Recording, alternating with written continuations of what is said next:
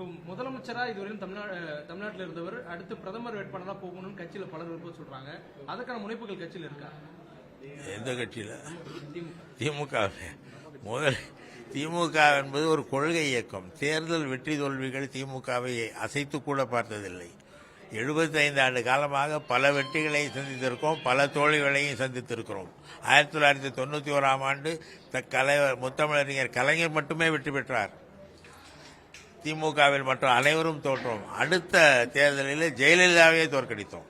எனவே ஒரு வெற்றியோ ஒரு தோல்வியோ திமுகத்தை பாதிக்காது. இது ஒரு கொள்கைக்காக உருவான இயக்கம். அந்த கொள்கைகளை தொடர்ந்து பயணிப்போம். வெற்றி வரும்பொழுது இந்த கொள்கைகளை செயல்படுத்துவோம்.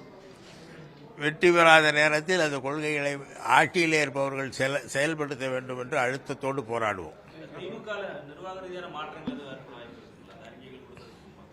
தலைவர் முடிவெடுப்பார்.